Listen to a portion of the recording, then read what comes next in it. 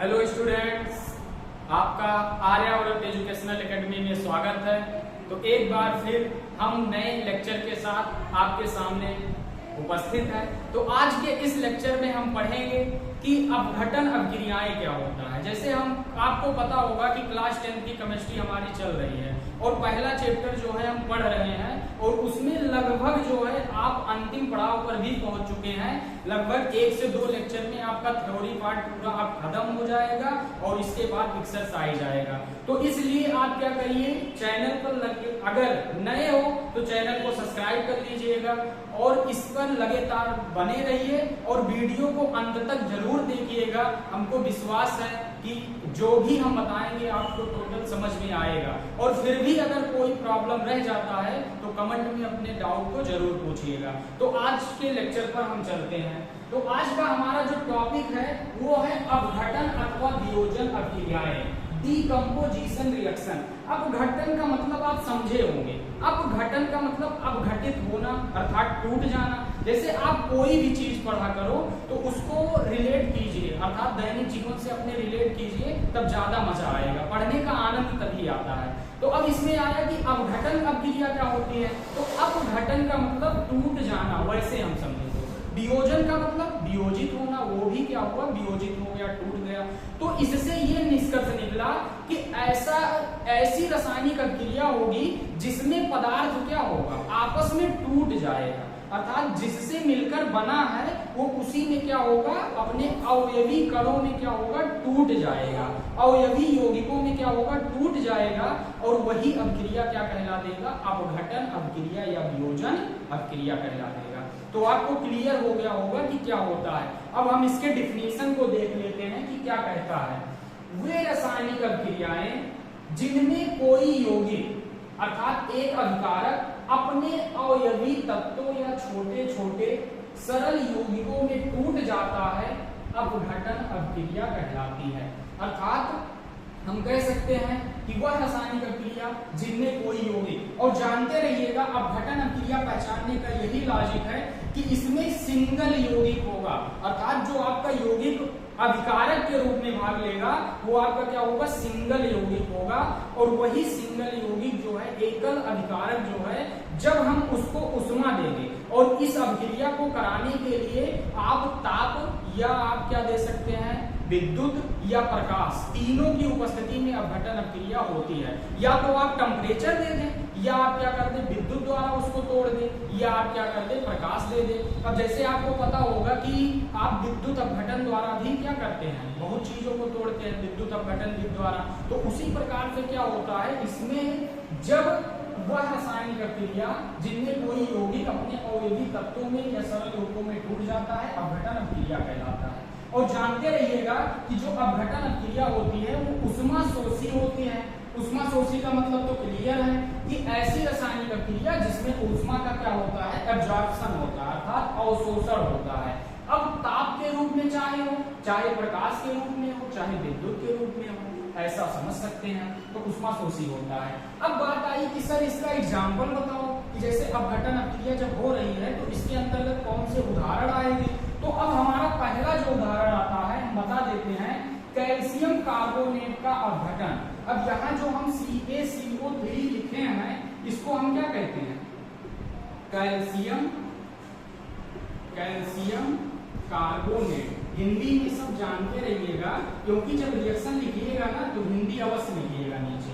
ये क्या हो गया, कैल्शियम कार्बोनेट। और इसमें बताओ, जानते रहिएगा CO3 को हम कार्बोनेट आयन कहते हैं और Ca2+ को हम कैल्शियम आयन कहते हैं।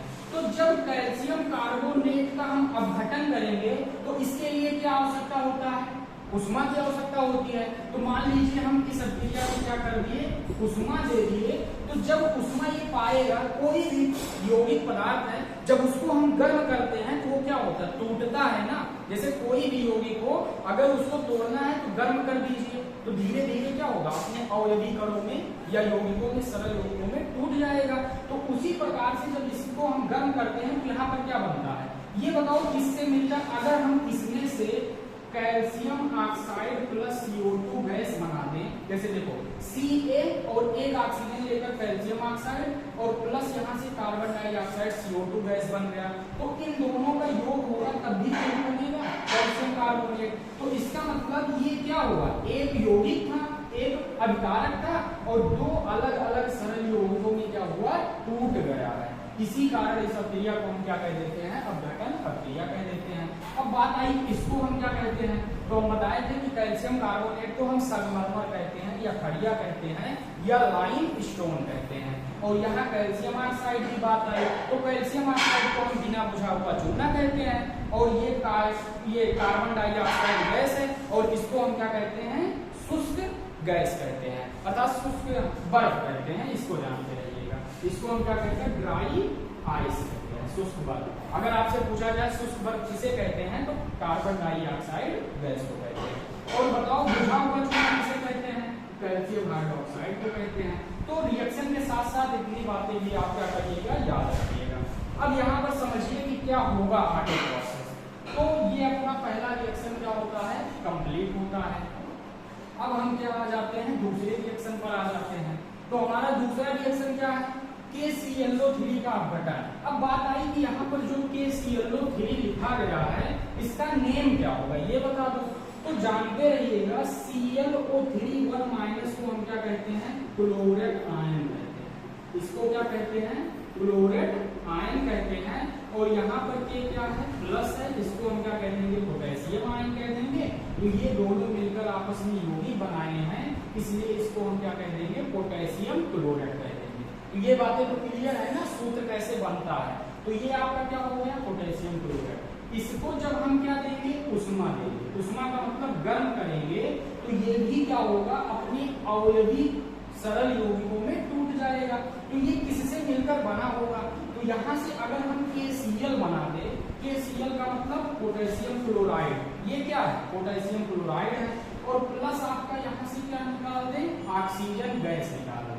और गैस को तीर को ऊपर की ओर दिखाते हैं। तो ऑक्सीजन जब गैस निकल गया तो ध्यान से समझिए, यहाँ पर बताओ 3 ऑक्सीजन, यहाँ पर 2 ऑक्सीजन।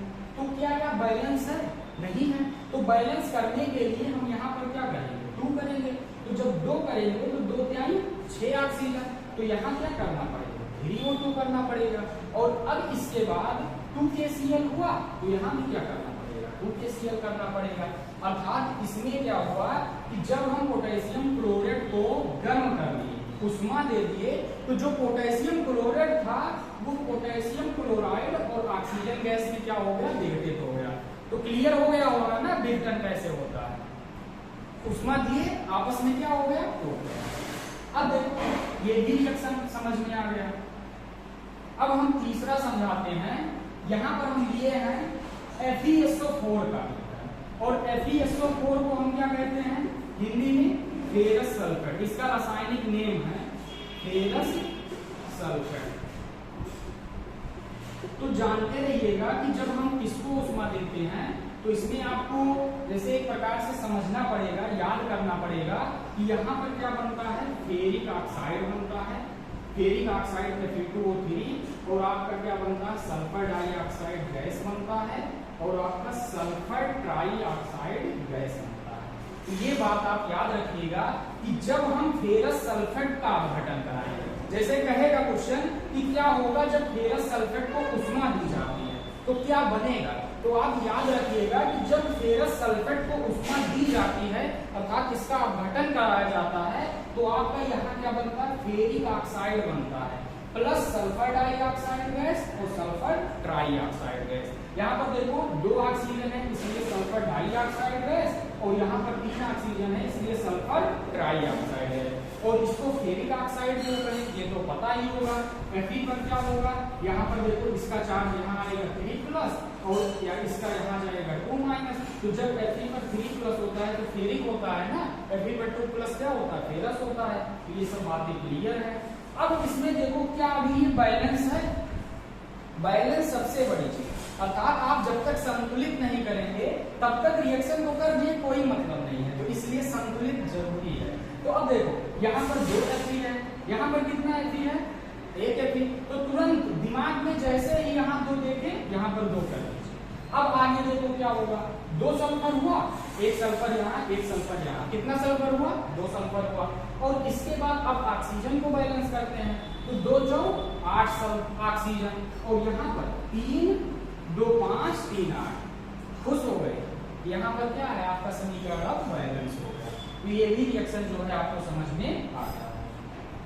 और इसमें हम थोड़ा और बता देते हैं इसी के बारे में कि जैसे आपका FeSO4.7H2O कहीं लिखा गया हो तो इसको हम क्या कहते हैं, हरा ठोस कहते हैं, या इसी को हम क्या कहते हैं, हरा कशिश कहते हैं। इसी को क्या कहते हैं, हरा कशिश कहते हैं, या आप क्या कह सकते हैं, हरा खोखा कह सकते हैं। इतना नाम आपका होता है। या इंग्लिश में क्या कह सकते हैं, ग्रीन विट्रॉल कह सकते हैं। क्या कह सकते हैं, ग्रीन विट्रॉल। तो इतना नाम जो है इसका है FeSO4.7H2O। देखो पढ़ाने का मतलब ये है कि आप क्या हो, जो भी नॉलेज हो, छोटी से छोटी नॉलेज आप यहाँ से क्या करिए, अपने कॉन्सेप्ट को बिल्ड करिए कि कैसे हम पकड़ बनाएं। क्योंकि अभी से आप अगर कॉन्सेप्ट को समझेंगे कि किस प्रकार से हो रहा, छोटी छोटी बातों को पकड़ेंगे, तो आगे चलकर जो है कभी प्रॉब्लम ही नहीं होगी और जो भी बताया जाएगा आपको समझ में आएगा। लेकिन यहाँ अगर गलती कर देंगे तो आगे भी आपको समझ में बहुत ही कम आएगा। इसलिए क्या करिए, ध्यान से इसको पढ़ाई करिए, और जिसको लगे कि समझ में आ रहा है और किसी का फायदा हो सकता है तो क्या करना चाहिए, वीडियो को शेयर करिए। और इसके बाद क्या करिए, वीडियो को शेयर करिए और खुद क्या करिए, अगर नए बने हो तो चैनल को सब्सक्राइब कर लीजिएगा, बेल आइकन जरूर दबाइएगा। और लेकिन पढ़ाई कर रहे हैं तो इसलिए अब पढ़ाई कराओ। तो FeSO4.7H2O क्या होता है, या हम हरा ठोस कह सकते हैं, या इसको हरा कशिश कह सकते हैं, या हरा तोता कह सकते हैं, या ग्रीन विट्रॉल कह सकते हैं। इतना नाम है। लेकिन अगर यही FeSO4 केवल हो तो इसको हम क्या कह सकते हैं, सफेद ठोस कह सकते हैं। इसको क्या कह सकते हैं, सफेद ठोस, अर्थात फेरस सल्फेट को सफेद ठोस। तो इतना बातें इसमें थी। अब यहाँ पर देखो लास्ट हमारा क्या आता है, PbNO3 का होल ट्वाइस। PbNO3 का होल ट्वाइस, इसका हमको क्या करना है, अपघटन कराना है। तो जब इसका अपघटन हम कराएंगे तो उष्मा इसके लिए आवश्यकता होगी। तो उष्मा जब देंगे तो यहाँ से क्या होता है, लेड ऑक्साइड। लेड ऑक्साइड का मतलब PbO, ये क्या है, लेड नाइट्रेट। ये आपका क्या है, लेड नाइट्रेट। बात आई ऐसा सूत्र क्यों बना, तो जानते हैं Pb पर 2+ और नाइट्रेट पर 1-, इसका चार्ज यहाँ गया, इसका यहाँ गया, तो Pb1 और नाइट्रेट 2 होगा, इसलिए हो गया। तो अब देखो PbO लेड ऑक्साइड और प्लस आपका क्या होता है, NO2 नाइट्रोजन डाइऑक्साइड बन जाता है, और प्लस आपका क्या होगा, अब देखो ऑक्सीजन गैस भी निकलना चाहिए। अब समझते हैं, यहाँ पर देखो हम क्या कर लेते हैं, यहाँ पर देखो 2 कर लेते हैं, 2 दूना 4, यहाँ पर 2 तिहाई 6, देखो 6 ऑक्सीजन, और यहाँ पर 2 दूना 4 1 5 ऑक्सीजन। और अगर हम यहाँ 2 कर लेंगे तो 2 दूना 2 और 4 2 6 ऑक्सीजन, और 2 तिहाई 6 ऑक्सीजन बैलेंस पर, और 2 नाइट्रोजन बैलेंस। और यहाँ पर हमको क्या करना पड़ेगा, तब इसके लिए हमको 2 करना पड़ेगा। देखो ध्यान से समझिए, अगर हम यहाँ 2 कर देते हैं तो 2 Pb हुआ, तो यहाँ पर हमको 2 करना पड़ेगा। अब आपका क्या हो गया, नाइट्रोजन यहाँ पर देखो कितना हो गया, 2 नाइट्रोजन और 2 नाइट्रोजन ये हो गया, 4 नाइट्रोजन हो गया। और यहाँ पर क्या हो गया, 2 नाइट्रोजन, और इसके बाद आपका क्या हो गया, 2 ऑक्सीजन हो गया। इसमें देखो रिएक्शन में आपका बैलेंस कैसे होगा, यहाँ पर हम बताते हैं। इसमें देखो यहाँ पर यही देखिए कि अगर हम ऑक्सीजन गैस को निकालेंगे, ऑक्सीजन गैस को हम बताए थे ना, ऑक्सीजन गैस निकलेगा। तो जब ऑक्सीजन गैस निकलेगा तो अब देखो क्या होगा, 2 नाइट्रोजन, लेकिन यहाँ पर कितना हुआ, 2 ये और 2 ये, 4 नाइट्रोजन। तो इसलिए आपको यहाँ पर क्या करना पड़ेगा, 4 करना पड़ेगा। अब देखो बैलेंस हुआ कि नहीं, 2 Pb, हाँ सही है, 4 नाइट्रोजन 4 नाइट्रोजन। ऑक्सीजन देखो 2 ऑक्सीजन, 4 दूना 8, 8 2 10, 10 2 12, और यहाँ पर क्या है, 2 तिहाई 6 दूना 12, अर्थात आपका क्या है, बैलेंस। तो यही रिएक्शन क्या हो जाएगा, हो जाएगा। और जानते रहिएगा इसका कलर क्या होगा, पीला। ये लेड ऑक्साइड आपका पीला यहाँ प्राप्त होता है, और ये लगभग भूरे कलर का प्राप्त होता है, नाइट्रोजन डाइऑक्साइड गैस जो है भूरे कलर का, और ये जो होता है वो आपका क्या होता है, रंगीन। तो इतना क्या करिए आप नोट कर लीजिए। अब इसके आगे हम क्या बताते हैं, विद्युत अपघटन। अब इसमें देखिए दूसरा टॉपिक हमारा क्या है, विद्युत अपघटन। हमने इसके पहले क्या पढ़ा कि अपघटन अपक्रिया क्या होता है। उसमें बताया कि अपघटन अपक्रिया के लिए 3 परिस्थितियां आवश्यक है। एक, या तो आपका ताप दीजिए अपक्रिया को, या आप विद्युत धारा दीजिए, या प्रकाश की उपस्थिति। तो हम ताप द्वारा अर्थात ऊष्मा देकर समझ लिए। अब हम दूसरा पढ़ते हैं कि अगर विद्युत धारा किसी अर्थात कोई यौगिक है, अगर उसमें विद्युत धारा अभिकारक में प्रवाहित किया जाएगा तो किस प्रकार से वो अपने अवयवी तत्वों में अपघटित होगा। तो आइए देखिए इसमें। तो अब आपका क्या है, विद्युत अपघटन। इसको हम क्या कहते हैं, इलेक्ट्रोलाइसिस इंग्लिश में। तो किसी विद्युत अपघट्य, जैसे कोई विद्युत अपघट्य, जैसे अम्ल हो गया, क्षार हो गया अथवा लवण हो गया, तो विद्युत अपघट्य आपका जो है इलेक्ट्रोलाइट अगर है, जैसे विद्युत अपघट्य में क्या होता है आपका, जैसे अम्ल का विलयन, क्षार का विलयन, लवण का विलयन, नहीं क्या होता, विद्युत अपघट्य होता है। ये भी प्रबल विद्युत अपघट्य, दुर्बल विद्युत अपघट्य 2 प्रकार के होते हैं।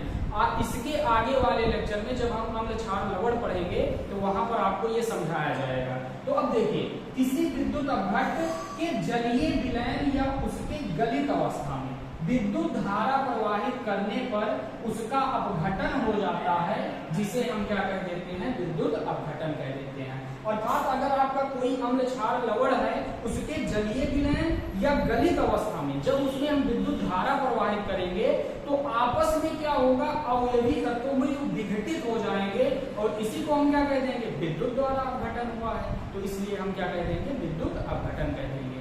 अब इसमें देखो, जैसे पहला हम एग्जाम्पल लिए हैं कि जल का विद्युत अपघटन, तो जानते रहिएगा जैसे आपका वाटर H2O जल है, वो भी अम्लीय जल अगर आपके पास है, जैसे अम्लीय जल आपको बता देते हैं कि जो शुद्ध जल होता है, शुद्ध जल, अशुद्ध जल, इसमें विद्युत धारा का संचालन नहीं होता है, इसमें विद्युत धारा प्रवाहित नहीं होती है।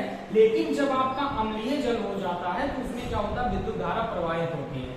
आप क्या करिएगा, जो आप पानी यूज करते हैं या आप देखते हैं तो इसमें अगर अशुद्धियां होती हैं विद्युत धारा का संचालन होगा, लेकिन अगर प्योर वाटर है तो उसमें विद्युत धारा का संचालन नहीं होता है, क्योंकि वो अपने आयनों में वहां टूटते नहीं है। एक आप आगे पढ़ेंगे प्राविद्युत स्थान, आगे के क्लास में डाई इलेक्ट्रिक कांस्टेंट, वो जल का सबसे अधिक होता है, तो आयनों में अपने विभक्त नहीं होता है। लेकिन जब आपका अम्लीय होता है, जैसे अम्लीय का मतलब इसी में विभिन्न प्रकार के अम्ल मिले होते हैं, तो जब इसमें हम विद्युत अपघटन कराते हैं, यहाँ पर क्या प्रवाहित करेंगे, विद्युत धारा, तीर के ऊपर लिखना पड़ेगा। तो जब विद्युत धारा प्रवाहित करेंगे तो इसमें ये होता है कि हाइड्रोजन गैस और ऑक्सीजन गैस क्या होता है, बन जाता है।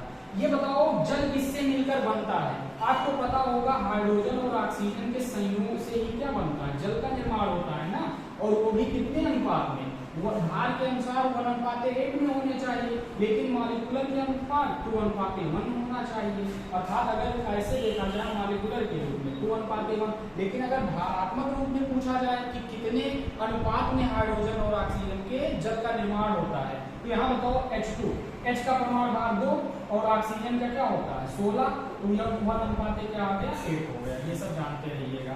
तो अब देखो, जब इसका विद्युत अपघटन करेंगे तो यहाँ पर जिससे बना था उसी में क्या होगा, अपघटित होगा, हाइड्रोजन और ऑक्सीजन गैस बनकर तैयार हो गई।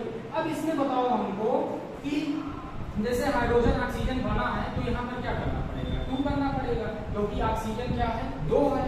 तो जब 2 ऑक्सीजन यहाँ 2 करेंगे तो हाइड्रोजन अब क्या हो गया, 4 हो गया, तो यहाँ भी क्या कर देंगे, 2 कर देंगे। अब जैसे विद्युत धारा द्वारा जब अपघटन करते हैं, तो जब हम विद्युत धारा प्रवाहित करते हैं तो उसमें क्या होता है, 2 टर्मिनल होते हैं, इलेक्ट्रोड होते हैं, एक आपका होता है कैथोड और एक क्या होता है, एनोड होता है। तो जो कैथोड होता है, हम आपको बता देते हैं, जो कैथोड होता है साधारणतः वो क्या होता है, निगेटिव प्लेट होता है, और जो आपका क्या होता है, एनोड होता है, वो क्या होता है, धनात्मक प्लेट होता है, अर्थात धन चार्ज। तो अब इसमें ये पूछा जाता है कि जब हम जल का विद्युत धारा द्वारा अपघटन कराते हैं तो कैथोड पर कौन सा गैस बनेगा और एनोड पर कौन सा गैस बनेगा। तो जानते रहिएगा, हाइड्रोजन जो होता है ये आपका कहाँ बनता है, कैथोड पर, और आपका जो ऑक्सीजन होता है वो कहाँ बनता है, एनोड पर बनता है। अर्थात ऑक्सीजन क्या हो गया, एनोड पर, और हाइड्रोजन क्या हो गया, कैथोड पर बन गया। तो इस प्रकार से इसको क्या करिए, जानते रहिएगा। अब हम दूसरा बताते हैं।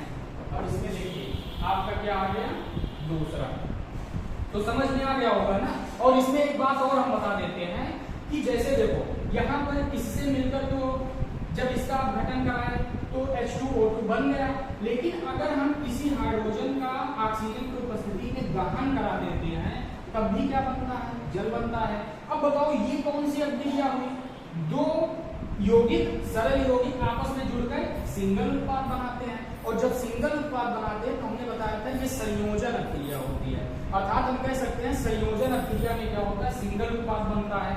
लेकिन इसी के विपरीत अर्थात संयोजन अभिक्रिया के जस्ट अपोजिट आपका क्या होता है, एक दूसरे के जैसे प्रतिद्वंदी होते हैं, आपका क्या होता है, अपघटन अभिक्रिया। तो अपघटन अभिक्रिया में क्या होगा, एक सिंगल उत्पाद अलग अलग दो या दो से अधिक सरल यौगिकों में टूटेगा। और संयोजन में क्या होगा, दो अलग अलग सरल यौगिक जुड़कर एक बनाएंगे। तो संयोजन अपघटन अपने दिमाग में क्या करिए, बैठा लीजिए, समझ में आ गया होगा। अब देखो हम दूसरा रिएक्शन बताते हैं आपको। दूसरा रिएक्शन क्या है, NaCl का विद्युत अपघटन। NaCl क्या है, सोडियम क्लोराइड। तो NaCl का जब विद्युत अपघटन कराएंगे इसमें हम क्या प्रवाहित करेंगे, विद्युत धारा। तो जब विद्युत धारा प्रवाहित करेंगे तो यहां से बताओ क्या होगा, सोडियम निकलेगा, सोडियम निकल गया। और क्या बचा है, क्लोरीन। तो क्लोरीन क्या होगा, गैस के रूप में निकलेगा। अब बात ये आई कि जैसे क्लोरीन जब गैस के रूप में निकलेगा तो क्या हम यहाँ Cl लिखेंगे, बताओ क्या लिखेंगे, Cl लिखेंगे कि Cl2? तो बताइएगा Cl2 लिखेंगे। अब ऐसा क्यों होता है, ऐसा इसलिए होता है कि Cl आपका क्या है, Cl2 क्लोरीन गैस के रूप में निकलता है। और गैस इस वातावरण में क्या होती है, मुक्त अवस्था में रहते हैं। लेकिन यहाँ पर Cl क्या है, परमाणु। और परमाणु जो है जानते रहिएगा, परमाणु जो है इस वातावरण में मुक्त अवस्था में नहीं रहते हैं, इसलिए। और अणु जब बन जाएगा, Cl2 आपका क्या है, अणु है। और अणु जो है स्वतंत्र अवस्था में रह सकते हैं, इसलिए हमेशा जब गैस लिखना हो, जैसे ऑक्सीजन तो O2 लिखते हैं, क्लोरीन गैस Cl2 लिखते हैं, फ्लोरीन गैस F2 लिखते हैं। तो इस प्रकार से जानते रहिएगा, हमेशा उनको हम अणु के रूप में लिखते हैं। तो अब यहाँ पर ये बनकर तैयार हुआ, तो इसका वो बताओ, बैलेंस करो, तो 2 कर दीजिए, यहाँ पर 2 कर दीजिए और Cl2 बनकर तैयार हो गया गैस। अब बात आई कि कौन कैथोड पर प्राप्त होगा, कौन एनोड पर प्राप्त होगा। तो सोडियम क्या होता है, धातु होता है। धातु क्या होता है, धनात्मक होता है। तो धनात्मक कहाँ जाएगा, किस तरफ आकर्षित होगा, ऋण प्लेट की ओर आकर्षित होगा।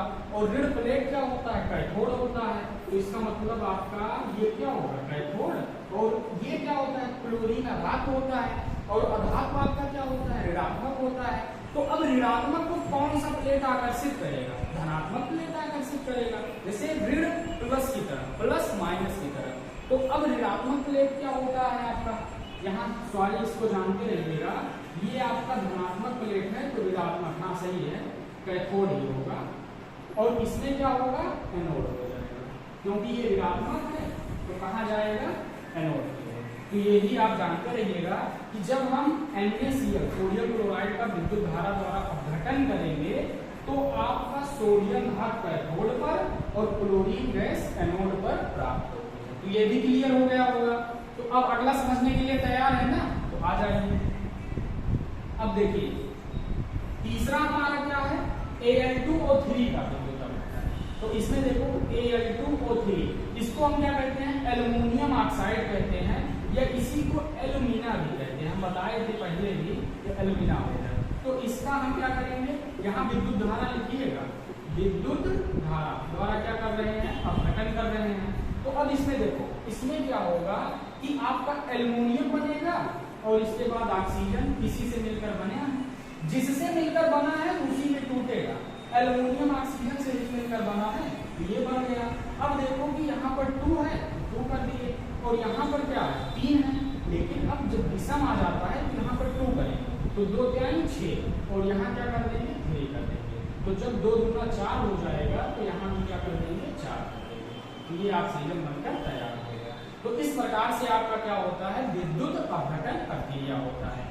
अब हम इसके बाद सीखेंगे कि जैसे इसी को हम क्या कह सकते हैं, जैसे इसके बाद हम सीखेंगे कि प्रकाश द्वारा कैसे होगा, जैसे प्रकाश दिखाने की प्रक्रिया क्या होता है। तो इतना आप क्या करिए, नोट कर लीजिए। अब इसमें देखिए अगला हमारा रिएक्शन है प्रकाश रासायनिक अभिक्रिया। अब इसमें देखो अभी तक हमने क्या पढ़ लिया, जैसे अपघटन अभिक्रिया पढ़ा जब ताप देकर, और इसके बाद हम विद्युत धारा द्वारा अपघटन पढ़ ली। अब हम ये पढ़ेंगे तो कुछ जो वियोजन अभिक्रियाएं होती हैं वो क्या होती हैं, प्रकाश की उपस्थिति में होती हैं। जैसे प्रकाश की उपस्थिति में वो अभिक्रियाएं क्या होती हैं, अपघटन अभिक्रिया या वियोजन अभिक्रियाएं संपन्न होती हैं। और इसमें जैसे क्या होता है, देखो आपका परिभाषा क्या है, जिन रासायनिक अभिक्रियाओं में प्रकाश ऊर्जा का अवशोषण होता है उसे हम प्रकाश रासायनिक अभिक्रिया कहते हैं। जैसे यही पूछेगा आपसे कि प्रकाश रासायनिक अभिक्रिया से आप क्या समझते हैं, तो डिफिनीशन बताइएगा कि जिन रासायनिक अभिक्रियाओं में प्रकाश ऊर्जा का अवशोषण होता है प्रकाश रासायनिक अभिक्रियाएं कहलाती हैं, अर्थात फोटोकेमिकल रिएक्शन कहलाती हैं। ऐसी अभिक्रिया जिसमें ऊर्जा के रूप में किसका आवश्यकता हो, प्रकाश की आवश्यकता हो, उसी को हम क्या कह देंगे, प्रकाश रासायनिक अभिक्रिया। अब पहला रिएक्शन जैसे एग्जांपल के रूप में प्रकाश संश्लेषण हो गया। तो प्रकाश संश्लेषण शब्द तो सुने होंगे कि जो पौधे होते हैं अपना भोजन किस प्रकार से बनाते हैं, किस विधि द्वारा, प्रकाश संश्लेषण विधि द्वारा। अब इसमें क्या होता है कि पौधों की पत्तियां हरी क्यों होती है, क्लोरोफिल के कारण, अर्थात एक वर्णक होता है क्लोरोफिल, उसी की सहायता से क्या होती है, हरी होती है। और उसी के उपस्थिति में अगर क्लोरोफिल ना हो तो भोजन भी नहीं बना पाएंगे। और इसके बाद अब देखो प्रकाश संश्लेषण अभिक्रिया में क्या होता है, आपका कार्बन डाइऑक्साइड हो गया, ये किससे अभिक्रिया करता है, जल से अभिक्रिया करता है। और किसका निर्माण करता है, कार्बोहाइड्रेट का निर्माण करता है। और कार्बोहाइड्रेट में वो भी किसका, ग्लूकोज का। ग्लूकोज का सूत्र क्या, C6H12O6 और प्लस ऑक्सीजन गैस क्या होती है, बाहर निकल जाती है। और वही ऑक्सीजन गैस जो पौधे भोजन बनाते हैं, और हम कहते हैं कि पौधे जो है ऑक्सीजन गैस छोड़ते हैं और उस ऑक्सीजन गैस को पुनः हम क्या करते हैं, जैसे पुनः हम सांस द्वारा अंदर लेते हैं, और जब सांस द्वारा अंदर लेते हैं तो वही ऑक्सीजन गैस जो होता है जो हम भोजन किए रहते हैं और हमारे अंदर ग्लूकोज के अणु रहते हैं, उसको क्या करता है, ऑक्सीकृत कर देता है और उसके फलस्वरूप हमको ऊर्जा देता है। और कहा जाता है कि श्वसन एक ऊष्माक्षेपी अभिक्रिया है। इसके पहले वाले लेक्चर में हम समझा दिए हैं। तो अब देखो कि बैलेंस करो इसको, तो जानते रहिएगा 6 मोल यहाँ होता है, 6 मोल यहाँ।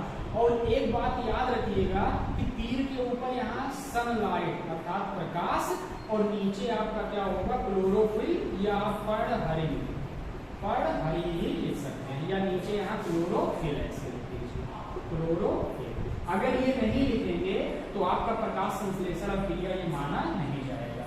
तो प्रकाश संश्लेषण अभिक्रिया में यही लिखिएगा कि हरे पेड़ पौधे जो है कार्बन डाइऑक्साइड तथा जल से क्रिया करके प्रकाश की उपस्थिति में और क्लोरोफिल के, क्लोरोफिल जो है पत्तियों में क्लोरोफिल जहाँ होता है वही भोजन बनता है, ग्लूकोज अर्थात कार्बोहाइड्रेट का निर्माण करती हैं। और इस प्रक्रिया को हम क्या कहते हैं, प्रकाश संश्लेषण अभिक्रिया कहते हैं।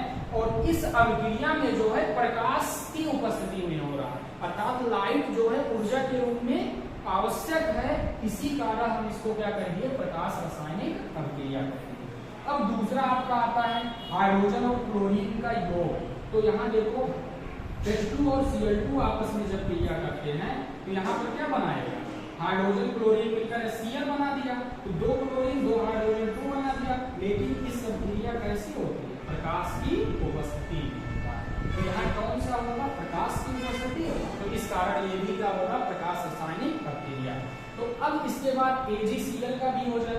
AgCl क्या है, सिल्वर क्लोराइड है। तो इसका जब वियोजन करेंगे तो यहाँ पर क्या लिखना पड़ेगा, प्रकाश लिखना पड़ेगा, या आप सनलाइट लिख दीजिएगा। अब जानते रहिएगा प्रकाश जो है चाहे आप सूर्य का प्रकाश यूज करें या चाहे बल्ब द्वारा प्रकाश दें, आप अपने अनुसार कर सकते हैं। तो अब AgCl का जब वियोजन होगा तो ये किसमें टूटेगा, Ag में और क्लोरीन गैस में। लेकिन क्लोरीन गैस कैसे होता है, Cl2 के रूप में, तो यहाँ क्लोरीन गैस बन गया। अब देखो कि AgCl, एक Ag 2 Cl, तो यहाँ 2 करना पड़ेगा, यहाँ भी क्या करना पड़ेगा, 2 करना पड़ेगा। और हम बता दें कि जो ये AgCl ये अभिक्रिया हो रही है पूरा रिएक्शन, इस रिएक्शन का जो यूज होता है वो ब्लैक एंड व्हाइट फोटोग्राफी में किया जाता है। आप सुने होंगे कि ब्लैक एंड व्हाइट फोटोग्राफी होती है, उसमें इस रिएक्शन का क्या किया जाता है, प्रयोग किया जाता है। तो आपको हम बता देते हैं कि जो आपका टाइप्स ऑफ रिएक्शन था, नॉर्मली जो टाइप का रिएक्शन था वो यहाँ पर खत्म होता है, लेकिन अभी भी आपको उसमें वो क्या कहते हैं ऑक्सीकरण अभिक्रिया और अपचयन अभिक्रिया बताया जाएगा और इसके थोड़ा एप्लीकेशन बताया जाएगा। तो इसलिए क्या करिएगा, पढ़ाई करते रहिए और नोट्स जो है प्रॉपर बना लीजिए। तो पढ़ाई करते रहो। All the very best.